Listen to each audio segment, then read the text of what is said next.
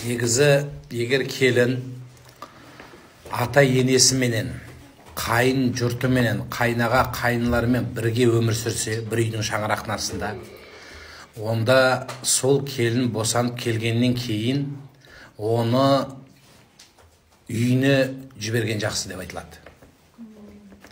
Өзінің шешесінің үйіне барсын дейді, босанған келін. Солар күтіп алып, сол жаққа алып барған жақсы болады.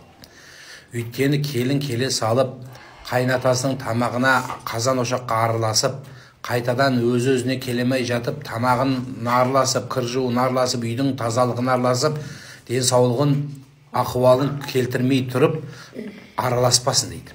Сол үшін келінді егер бөлек жеке пәтерде, жеке екеуі, күйеуі, әйел екеуі бір үйде тұрса, онда сөз жоқ.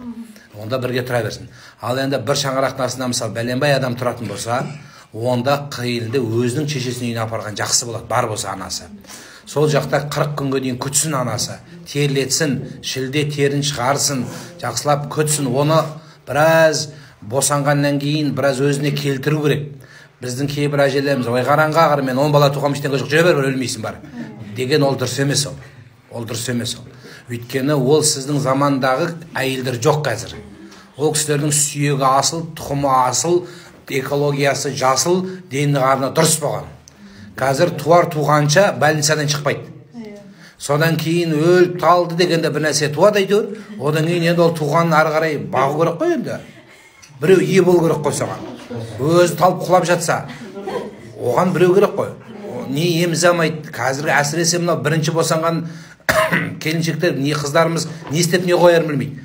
Сонда оны енесіменен өзі итак ұрысып шығысамай жүр олар. Содан кейін өзінің анасына апарып кішкене бірер күн. Біздің қазақта да болған бұл дәстүр. Бірақ бізде келінге не істеген? Қазақ дәстүріне жеке басына үй тіккен екен. Қазақ үй тігіп берген. Сол жерге келін кепшік бәрі жиналып, сол үйден 40-на дейін шықпайтын болған. Ана әкесі жыртыңдап бара береді екен баланы көргісі келіп. Сонда үлкен қуып жіберген, әй кет бар деп 40-на дейін көрсетпеген. Әкесі 40-на дейін көрмеген. Сөйтіп әйел өзіне келіп, тазаланып, 40 күннен кейін баланы 40-нан шығарып, одан кейін әкесіне, атасына баланы әкеп беретін болған. Міне, сіздің балаларыңыз деп. Міне осылайдан тұқымымыз біз. Енді қазір бәрі демократия болды ғой. Қазір босанады, ертесі күні тойда шапқылап жүгіріп жүреді, баласын көтеріп алып дейді. Алақандай баласымен. Таңға. Алдын әлі. Бұл ұят болады. Ол біріншіден денсаулығы баланың нашар болады. Әйелде өз жарым жартылай денсаулығы бұзылады. Одан кейін оның кесірін ол қазір көрмейді. Кейін 40-қа барғанда көреді. Аузына бір тісі қалмайды кальцийден.